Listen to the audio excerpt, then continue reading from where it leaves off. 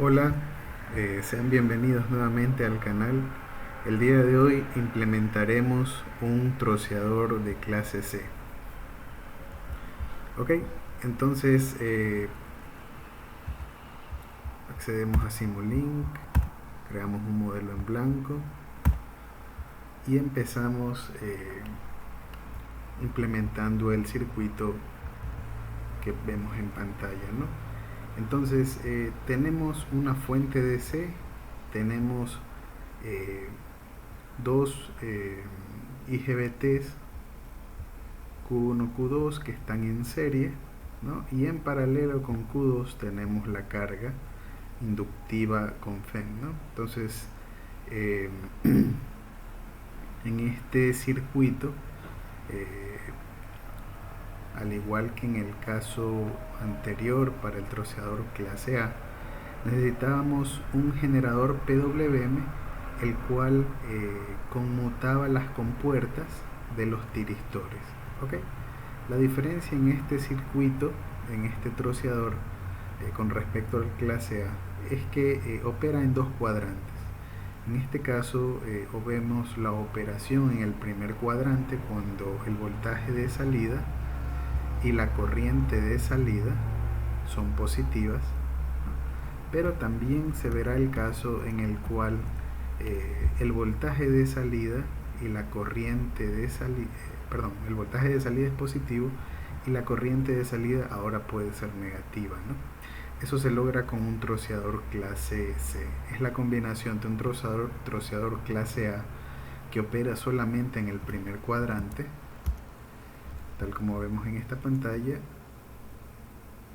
y la combinación de un troceador clase B que opera en el segundo cuadrante. Entonces, este troceador clase C puede operar en ambos cuadrantes. Entonces, empezamos la implementación.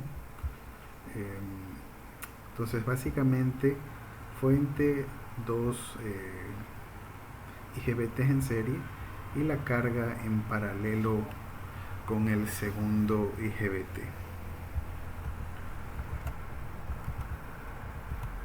Buscamos la fuente.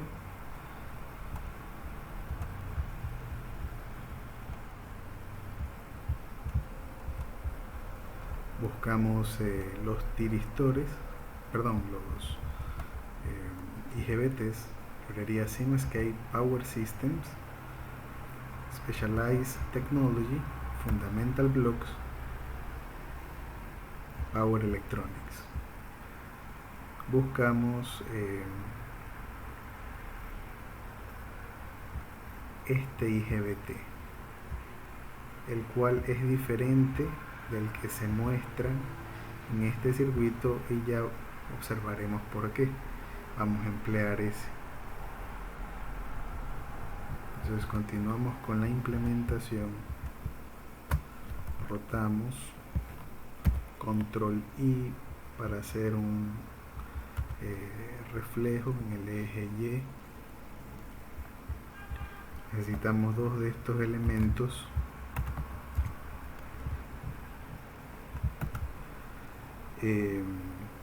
y la carga. Para ello accedemos a Simscape Power System, Specialized Technology, Elements, Series RLC Branch, lo podemos rotar, control R, y por el momento implementaremos el circuito con una carga resistiva.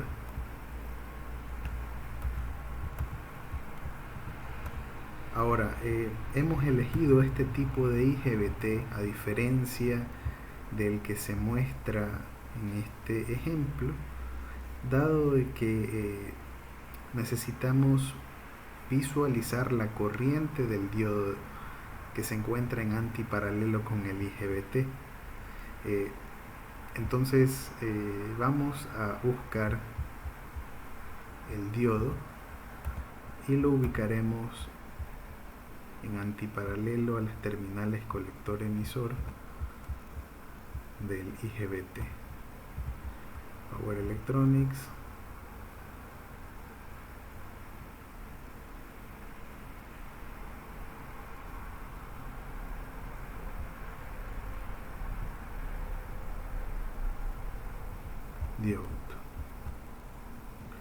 Control R para rotarlo.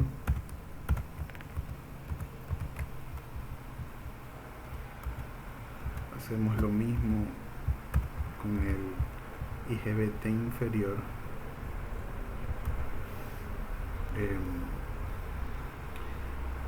Y antes de conectar, aprovechamos para ubicar los elementos de medición.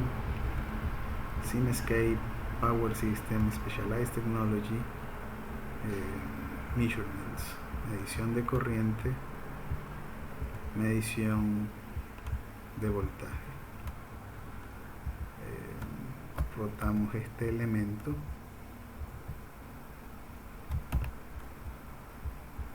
Hacemos lo mismo con el diodo, pero en este caso la dirección de la corriente es opuesta.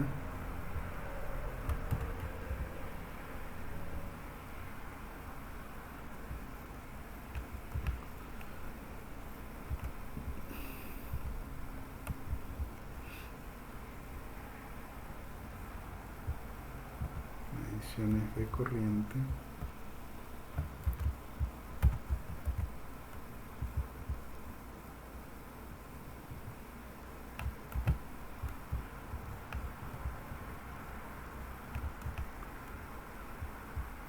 Realizamos la conexión a la fuente,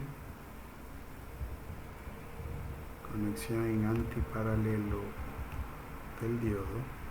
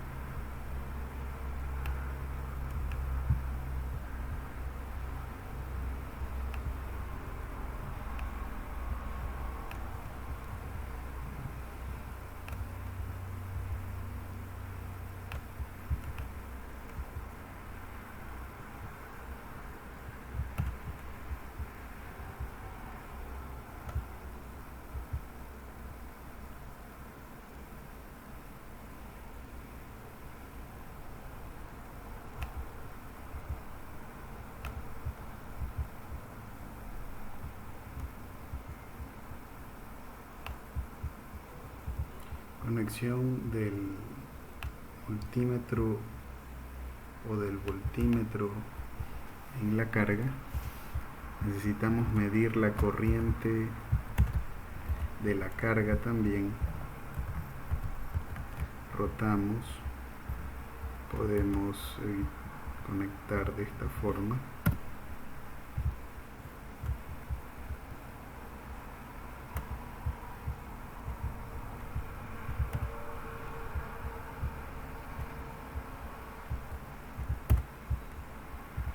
Hacia un osciloscopio.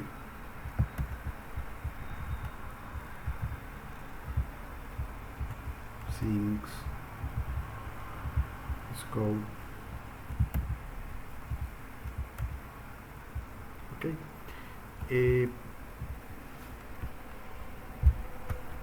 También necesitamos medir la corriente de la fuente. Control R.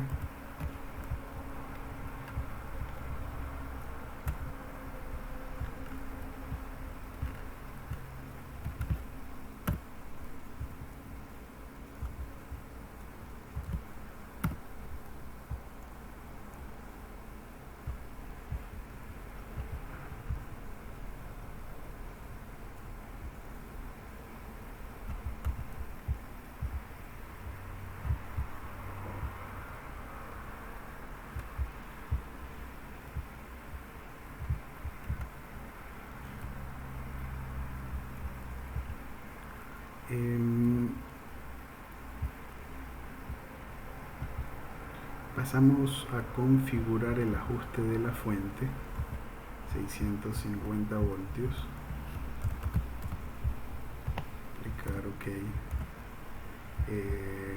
Con respecto al scope, vamos a hacer uso de las etiquetas. Esto las encontramos en Simulink, en Signal Routing, y elegimos la etiqueta GoTo y la etiqueta From, o el bloque GoTo y el bloque From. Entonces, si queremos medir la corriente de la fuente, asignamos de esta forma el nombre de la etiqueta. Es una etiqueta GoTo, es decir, la señal sale, llega a este bloque GoTo, y luego mediante un bloque From con la misma etiqueta podemos acceder a la señal IS que se encuentra acá. Entonces, la ventaja en este caso de este tipo de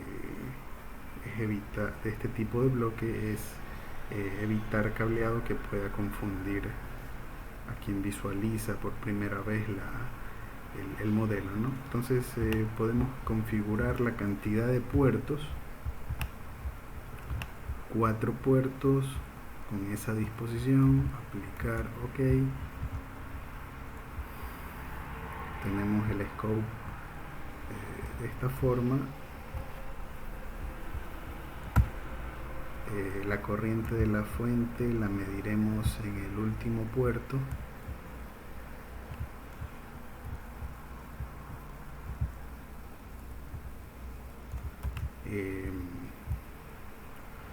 Mediremos la corriente de la carga. Entonces copiamos esta etiqueta, le cambiamos el nombre y load de carga, etiqueta GoTo, necesitamos una etiqueta From y le cambiamos el nombre. Podemos dar clic aquí y se pueden observar las etiquetas, aplicar OK.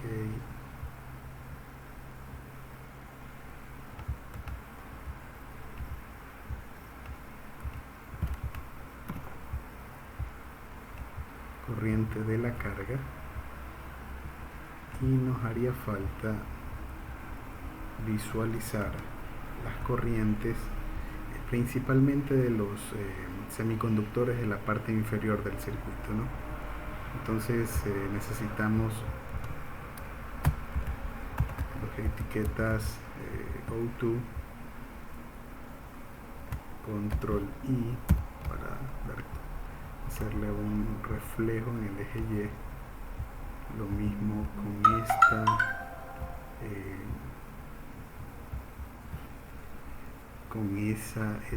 con ese bloque GoTo.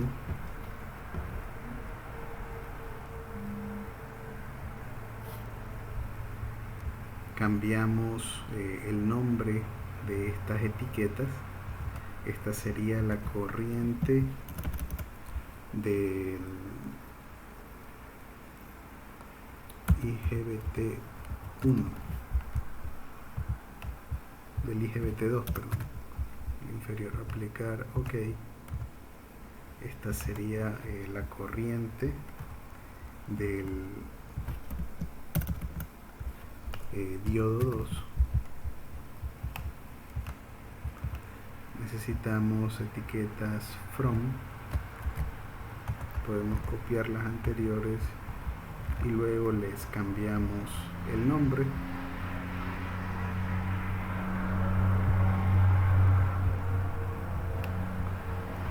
Esta sería la corriente del IGBT2.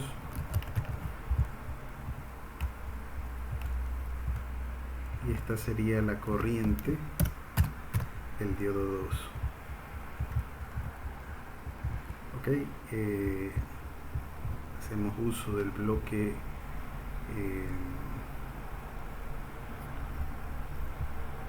MUX, multiplexación,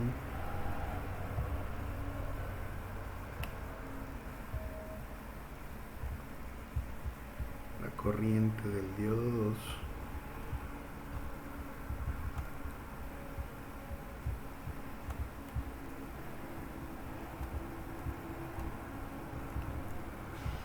y la corriente del IGBT2.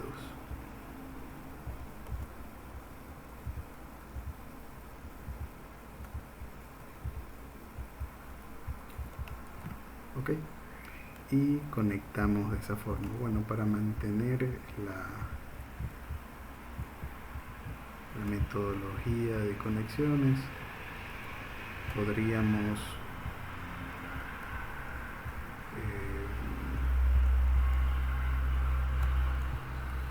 añadir una última etiqueta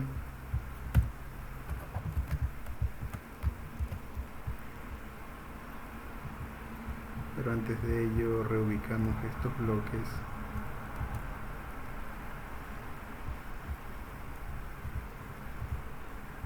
en la parte superior.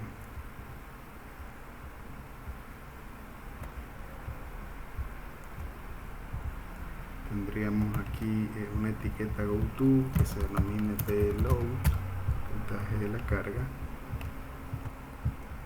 Conectamos de esta forma. Una etiqueta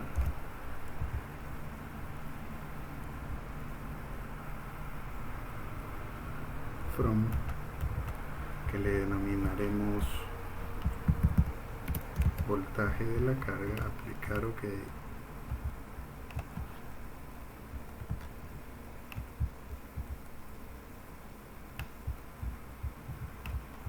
Podríamos incluso reagrupar esto.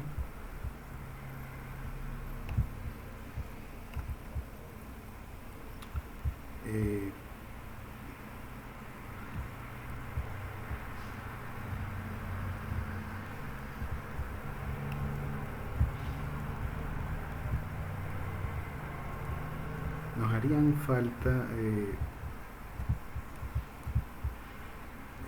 visualizar el voltaje colector emisor del IGBT superior y la corriente del diodo superior, ¿no? Entonces podemos buscar un nuevo scope, sinks, scope,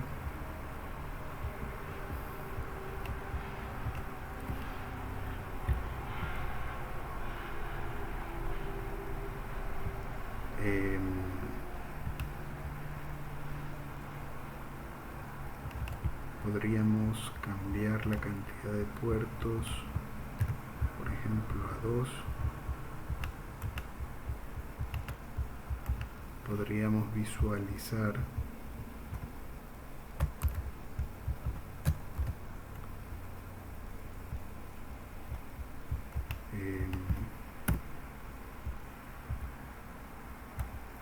la corriente del IGBT1, la corriente del diodo 1, que corresponden a estos dos elementos. Entonces creamos las etiquetas GoTo,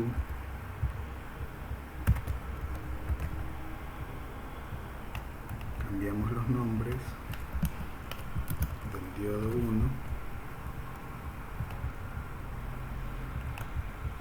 corriente del IGBT1,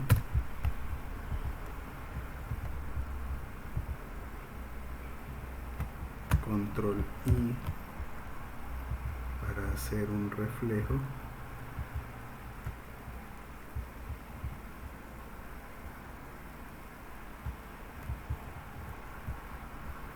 y finalmente la corriente del IGBT1.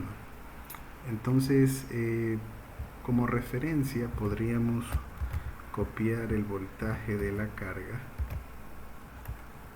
para poder tener sincronía entre los dos scopes.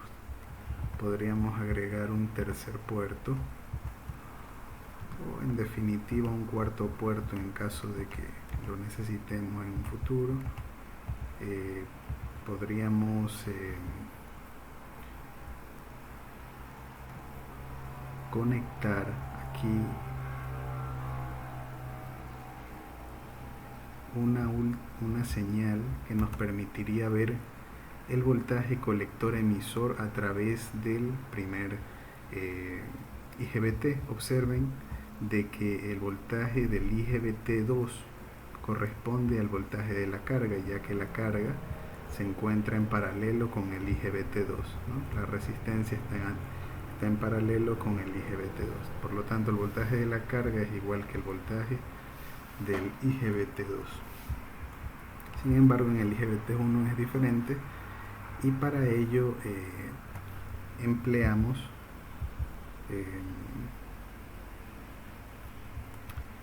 otro medidor de voltaje con el cual visualizaremos el voltaje a través del IGBT2. Sin embargo, para evitar confusiones, vamos a separar estos dos bloques.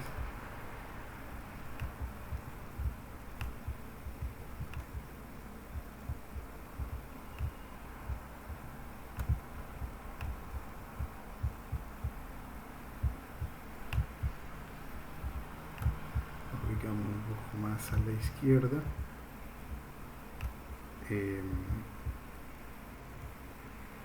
Y medimos el voltaje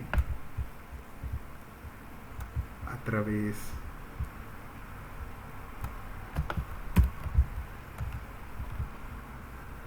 del IGBT número 1.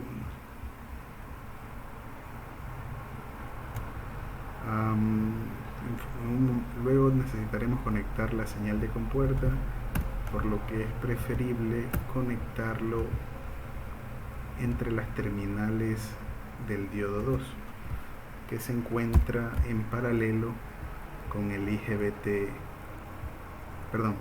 entre las terminales del diodo 1, que se encuentra en paralelo con el IGBT 1. Nuevamente una señal GoTo, que se denominará voltaje colector emisor 1, y luego una señal From, en la cual visualizaremos el voltaje colector emisor 1. Clic en aplicar, ok, guardamos.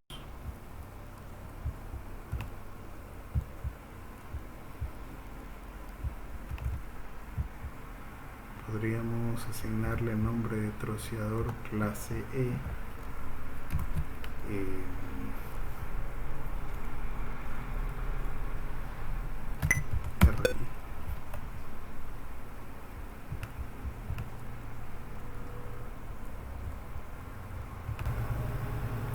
Realizado esto, podemos continuar con la implementación del circuito de disparo.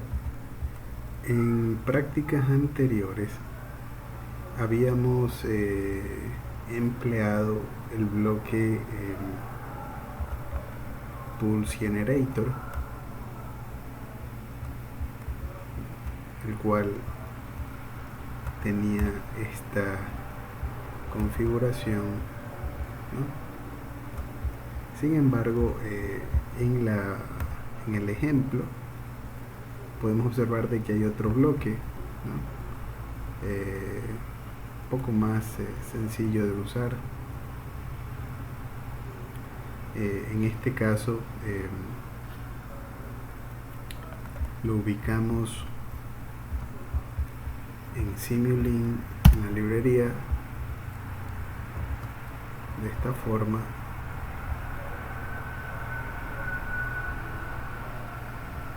Sería este el bloque, ¿no?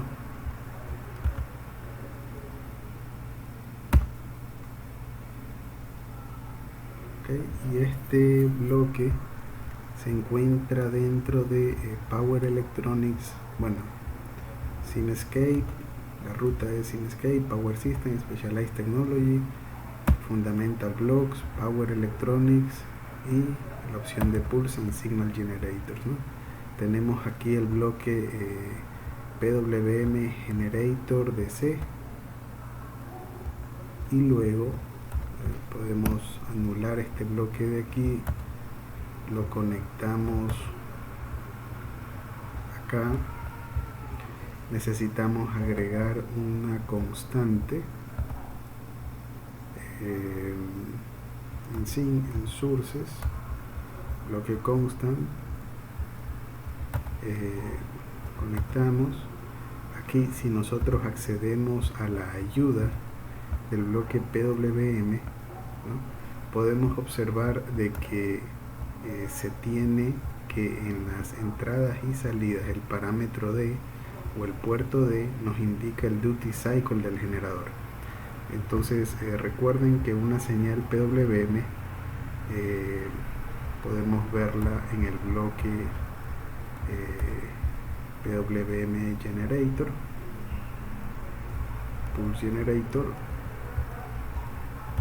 clic en Help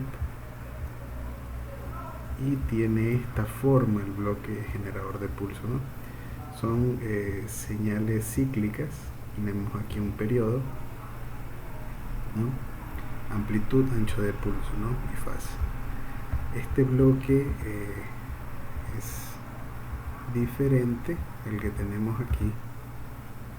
Sin embargo, para la función que vamos a realizar o que vamos a implementar, que es variar el duty cycle, es suficiente, ¿no? Entonces aquí se nos indica de que el bloque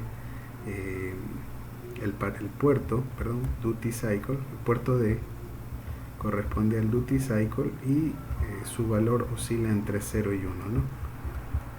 Entonces en este caso vamos a asignarle un valor el cual nos sugiere la guía, que es de 0.7.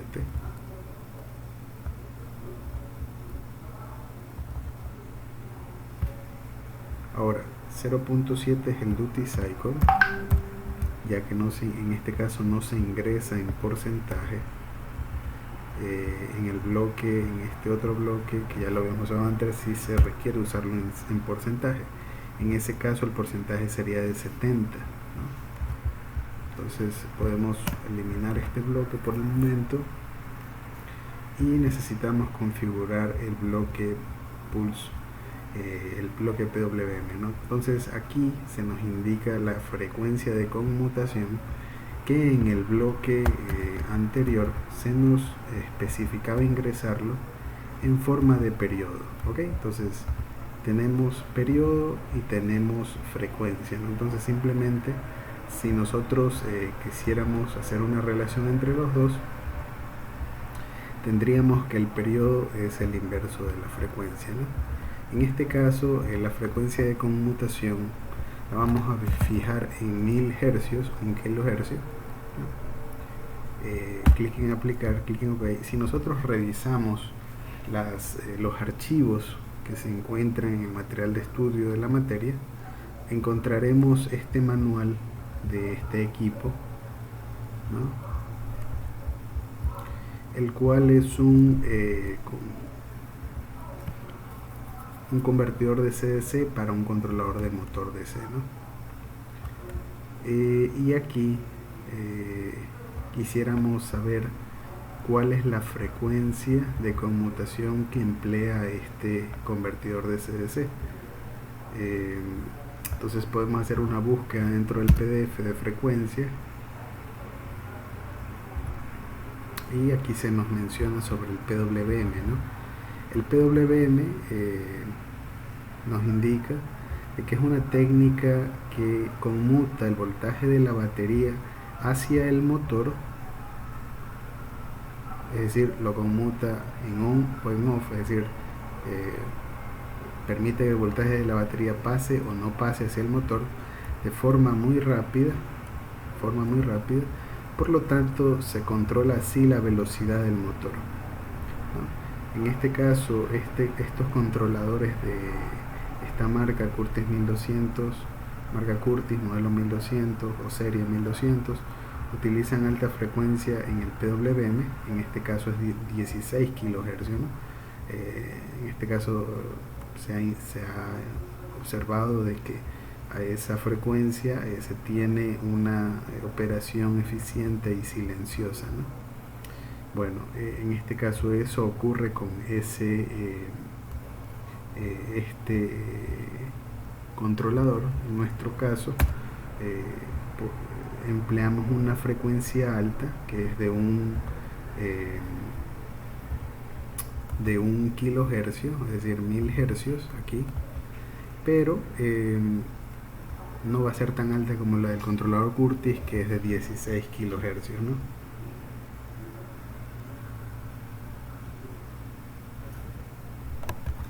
Ok, y entonces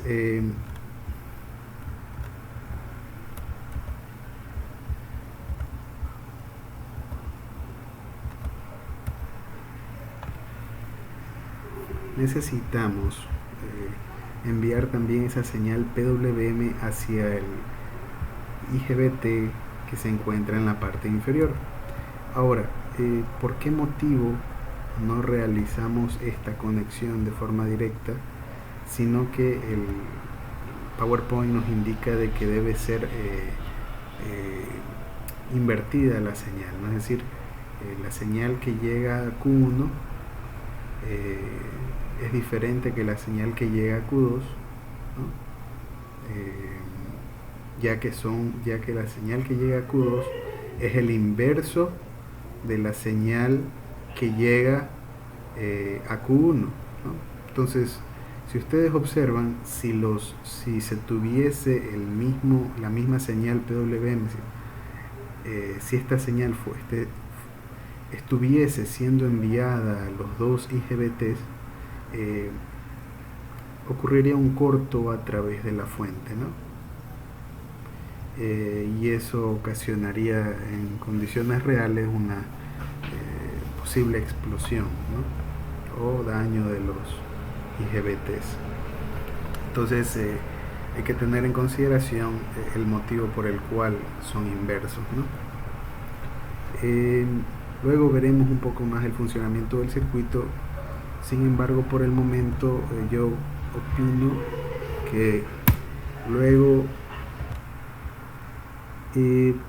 entonces añadimos el bloque NOT, que lo encontramos en Simulink Logic and Bit Operations, opción o bloque AND, Logical Operator, ¿no?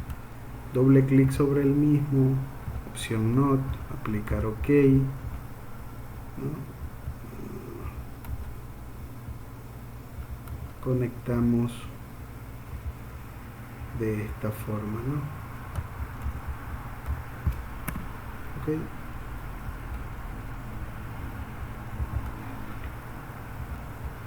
Guardar, y luego de ello procedemos a simular.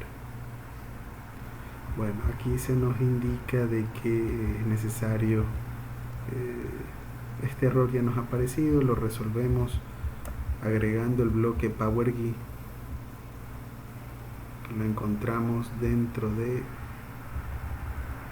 SimScape, Power System, Specialized Technology, Fundamental Blocks, PowerGui. Lo ubicamos ahí.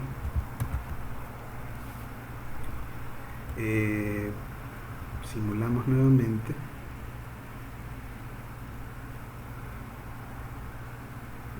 Podemos detener la simulación, ya que 10 segundos es demasiado tiempo.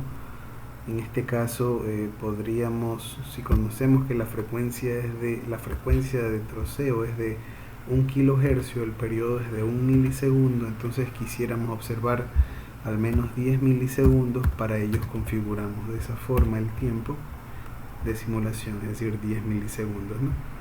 Entonces, una vez hecho esto, podríamos observar el scope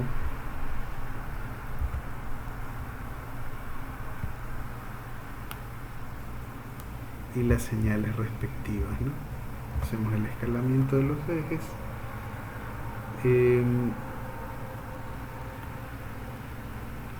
Tenemos en el canal superior el voltaje de la carga, es decir, la que llega hacia la resistencia, la corriente de la resistencia, que en este caso tenía un ajuste de 1 ohmio, ¿no? Tendríamos también las corrientes del IGBT inferior y la corriente del diodo 2.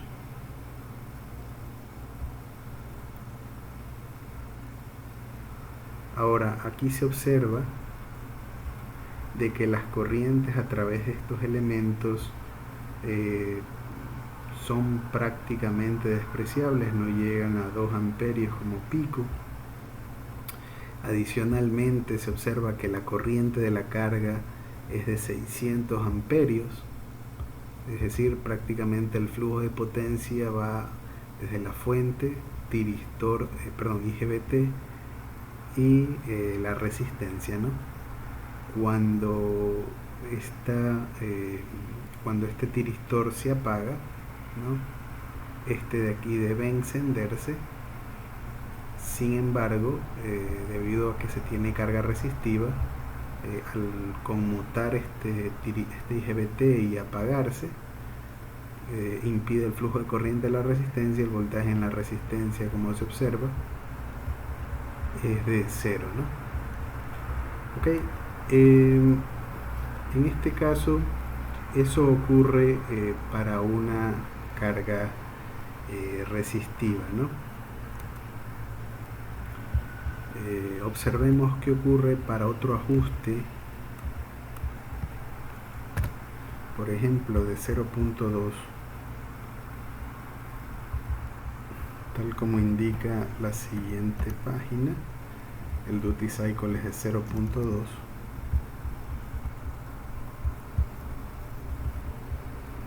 Aplicar OK, guardamos, simulamos,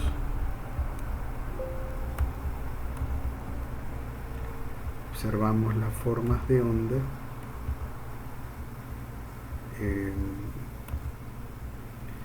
Se tiene básicamente el mismo funcionamiento. La corriente a través del diodo y el IGBT son despreciables en comparación con la corriente de la carga, que se encuentra en el segundo oscilograma. En el cuarto oscilograma tenemos la corriente de la fuente. Observemos cuál es el voltaje máximo que llega a la carga. Empleamos los cursores.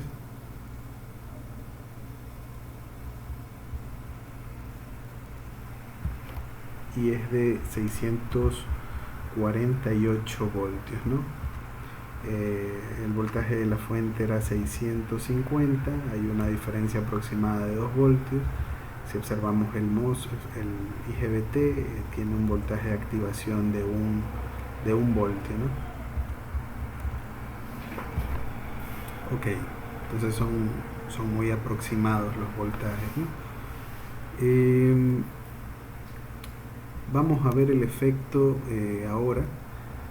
Regresemos a este ajuste a 0.7 y observemos el efecto de agregar una carga inductiva, ¿no? En este caso podemos modificar directamente este tipo de branch. Lo cambiamos a RL, mantenemos la resistencia en 1 ohmio, inductancia 1 milihenrio, ajuste de la corriente inicial 0, y podríamos guardar y simular. Vemos las señales de salida. Se observa que la corriente de la carga es continua, ¿no? Ahora, el comportamiento ya de la corriente es diferente del voltaje de la carga. La carga ahora ya tiene un componente inductivo y tiene significancia o es representativo en comparación con el ajuste de la resistencia, dado de que ya se observa que la forma es diferente, ¿no?, a la del voltaje de salida. Entonces, en este instante, cuando el IGBT superior está activado, ¿no? Permite el flujo de corriente hacia la resistencia, hacia la carga, perdón. Cuando se apaga, se observa de que debido a que la inductancia es relativamente alta, al final del primer ciclo se almacena un cierto valor de corriente, es decir, que al final del primer ciclo la corriente no cae a cero. Entonces eso era el comportamiento de corriente discontinua, perdón. En este caso tenemos corriente continua, y observemos que cuando ese IGBT se apaga, ¿no? Observemos a través de quién puede circular la corriente, ya que como observamos sigue circulando corriente a través de la carga. Entonces, si este IGBT se apaga debido a la señal PWM que se está enviando, recuerden que el comportamiento de un IGBT es diferente al de un tiristor, en el cual nosotros no tenemos control sobre el apagado cuando retiramos la señal de compuerta, mientras que en el IGBT sí tenemos control sobre el apagado cuando retiramos la señal de compuerta. Es por eso que lo empleamos en troceadores, ¿no? En circuitos de tipo troceadores o convertidores DC. Si este IGBT se apaga, la corriente sigue fluyendo a través de la carga, ¿no? Y debe circular a través de este diodo, el diodo 2. Nosotros tenemos en este scope hacia el tercer puerto por medio de un MUX, y en el segundo puerto de ese MUX la señal del diodo 2, ¿no?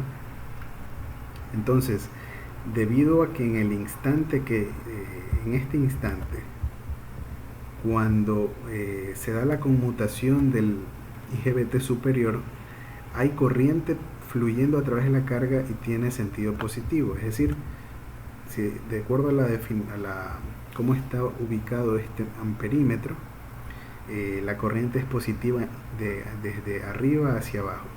Si sigue fluyendo corriente cuando este IGBT se apagó, la corriente no puede fluir a través del IGBT inferior, sino que debe fluir a través del diodo 1.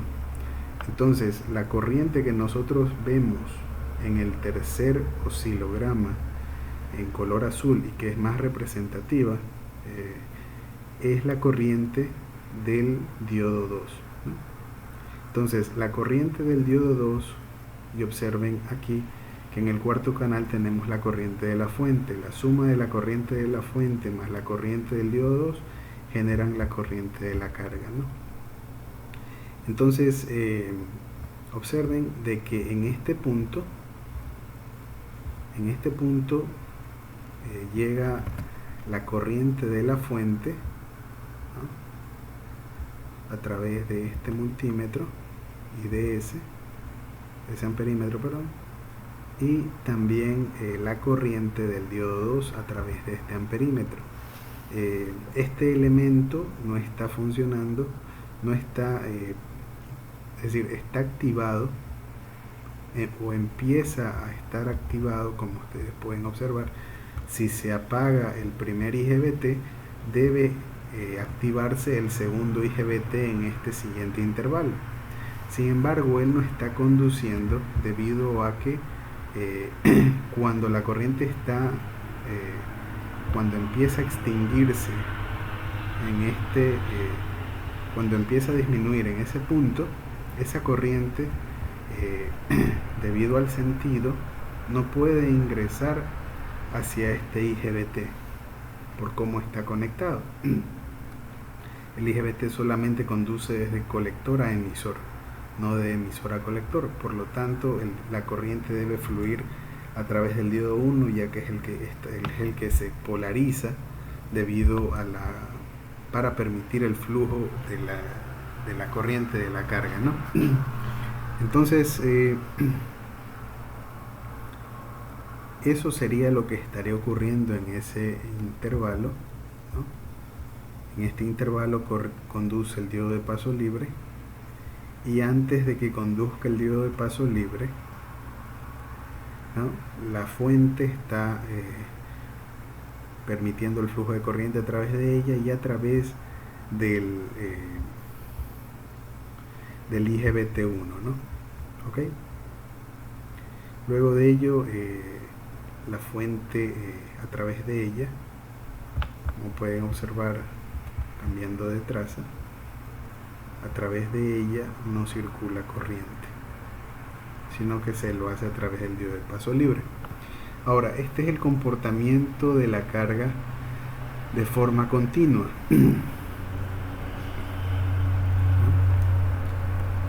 Y bueno, los siguientes ciclos, únicamente lo que ocurre es que la corriente empieza a aumentar a partir del valor con el que terminó en el primer ciclo, y debido a la acumulación de energía en cada ciclo, llega un momento en que el mínimo de la corriente y el máximo de la corriente, estos dos picos,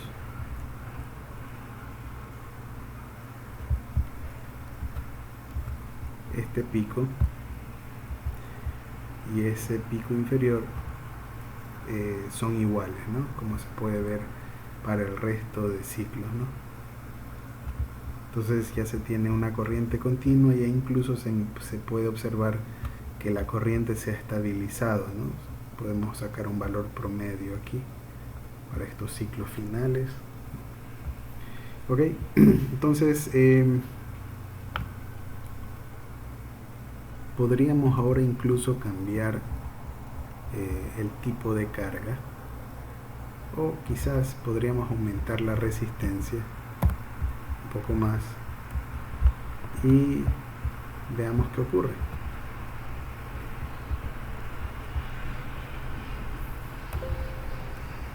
Entonces aquí se observa que la corriente sigue siendo continua,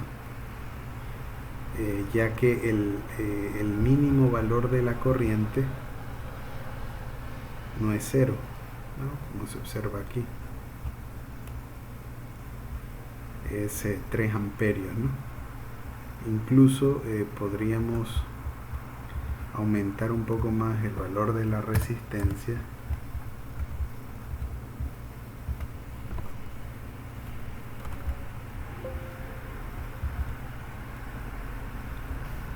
ahora se observa que la corriente prácticamente se encuentra en el límite entre corriente continua y discontinua. Este valor de 0.12 amperios es ya prácticamente cero. Podríamos aumentar un poco más.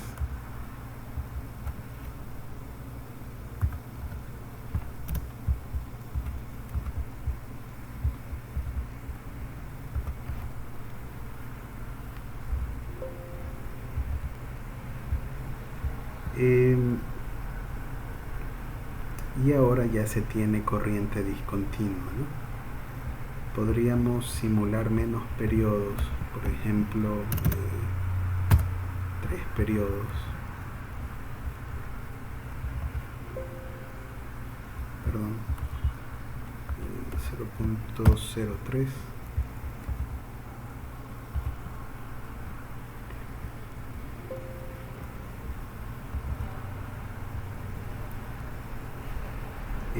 Y aquí observamos de que ya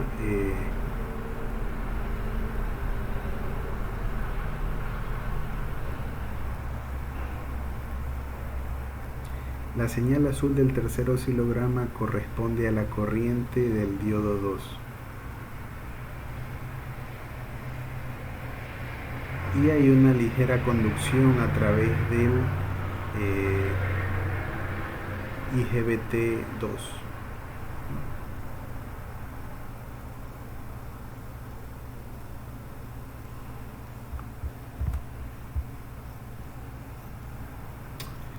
Recuerden de que este IGBT tiene una red Snubber, ¿no? La cual es básicamente una red RC entre las terminales colector-emisor, ¿no? Entonces es un circuito pasivo el cual puede permitir flujo bidireccional de la corriente, ¿no?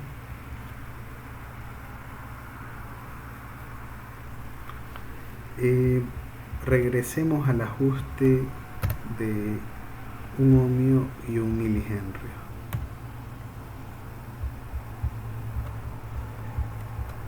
agreguemos ahora, bueno, antes de agregar, veamos nuevamente las formas de onda.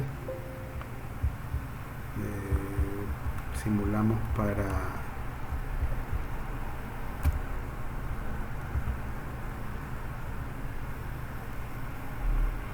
al parecer se cerró el archivo. Vamos a abrirlo nuevamente.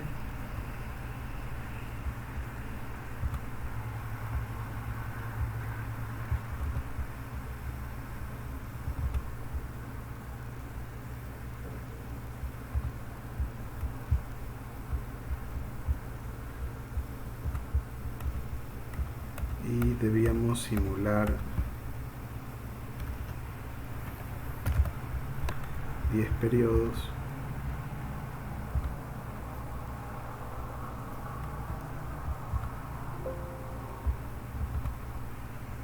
Y tenemos en este caso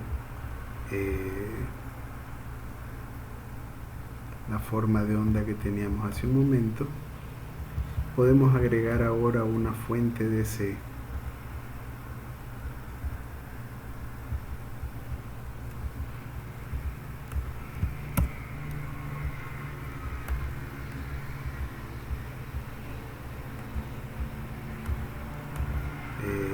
El ejercicio nos sugiere un valor de 201.6 voltios.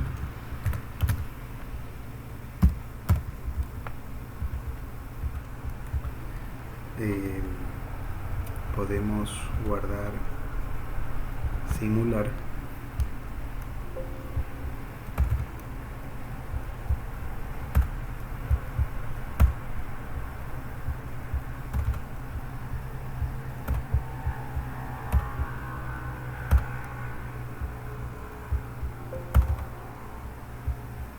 Entonces, en este caso se nota de que la forma de onda es muy similar debido al hecho de que la carga, es decir, ni la resistencia ni la inductancia han variado, solamente una fuente DC. Eso lo que repercute es en que el pico de la corriente va a cambiar, ¿no? En este caso, si tengo, por ejemplo, una fuente muy baja, es decir, prácticamente no hay FEM o no hay voltaje DC, podemos esta etiqueta activarla, podemos dejarla en ese valor FEM,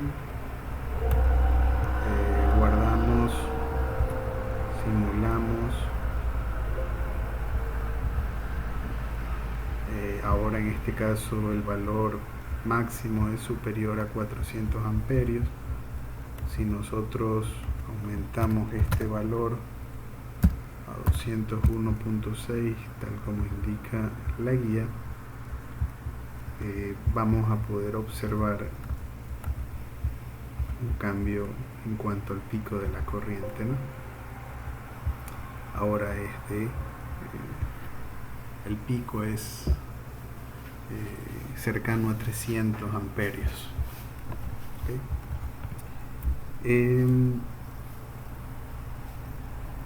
Veamos el efecto del aumento de la inductancia. Si tenemos 10 milihenrios, simulamos,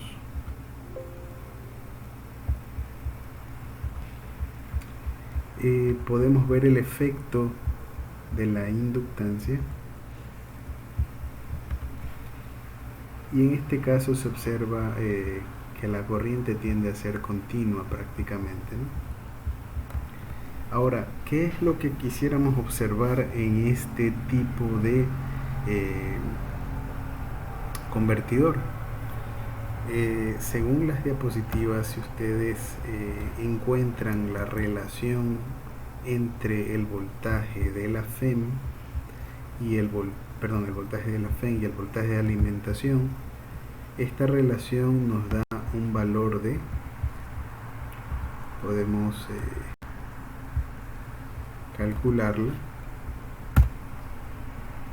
y tiene ese ajuste, ¿no? 0.31. retornamos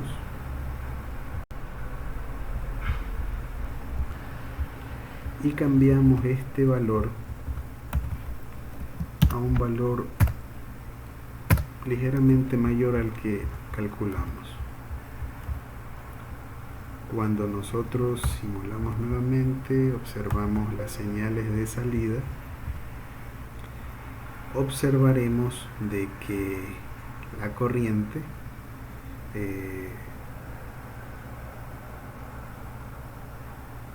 tiene esa forma, es decir, si ustedes observan el valor mínimo de la corriente cada vez más, poco a poco es ligeramente, bueno, en este caso es ligeramente negativo, ¿no? Si nosotros pasamos el umbral y ahora es 0.25, en este caso el PWM estamos cambiando el valor del duty cycle, lo estamos cambiando. El umbral es de 0.31, que es la razón entre la FEM y el voltaje de alimentación. Cuando ajustamos a 0.25 el duty cycle, tenemos estas formas de onda. Cuando lo reducimos más,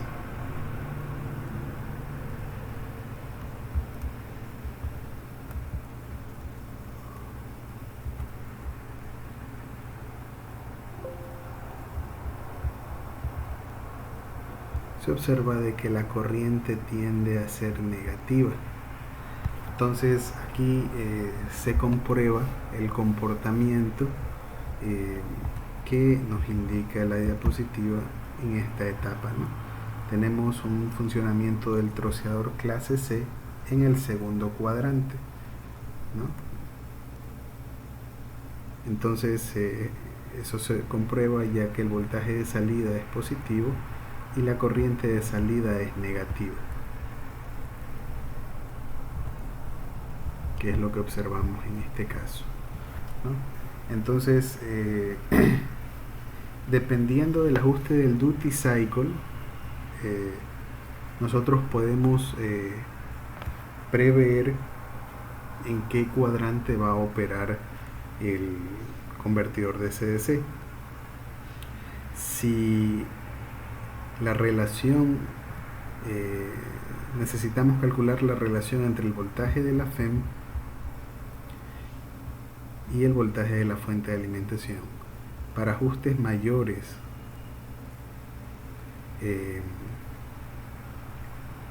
de esta relación, que en nuestro caso es de 0.31, dividir 201.6 para 650 es 0.31, para un valor mayor, como en este caso de 0.7, se tiene que la corriente es que la operación del troceador es en el primer cuadrante. Lo volvemos a comprobar.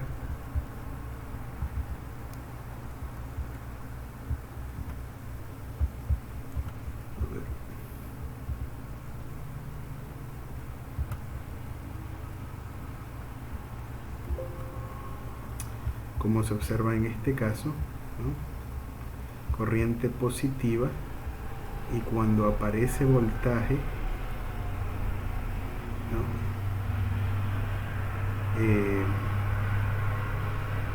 Se tiene la operación en el primer cuadrante, ¿no? Corriente positiva, voltaje positivo, por ejemplo en este intervalo el voltaje es positivo y la corriente es positiva. ¿Okay? Luego de ello, nosotros cambiamos este parámetro a un valor menor que 0.31, en este caso 0.2, clic en aplicar, clic en OK, guardamos, simulamos y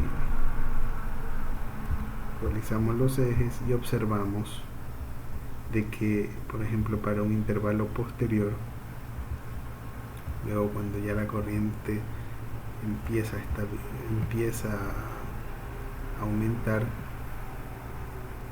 en este caso negativamente, se observa de que la corriente en este intervalo es negativa alrededor de menos 20 amperios, el promedio en este intervalo es menos 20 amperios y el voltaje de salida es positivo.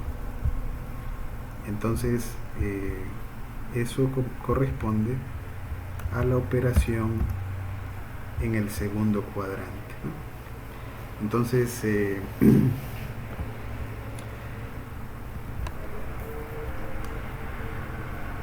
ese sería el comportamiento del circuito. Podemos reajustar los valores de inductancia a los que nos indica la guía, en este caso 50 milihenrios, que solamente sea carga inductiva. Podemos nuevamente simular, estamos en ajuste de el duty cycle en 0.2, tenemos corriente negativa, podemos incluso simular más periodos, por ejemplo 50 periodos.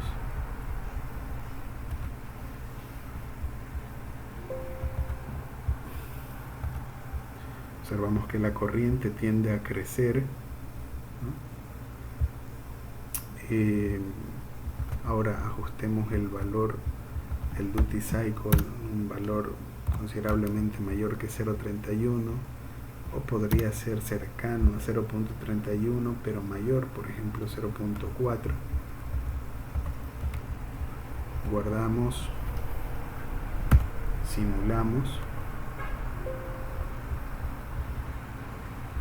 y ahora se observa que la corriente de salida tiende a ser positiva. Podríamos simular unos 5 periodos. Simulamos, visualizamos el scope.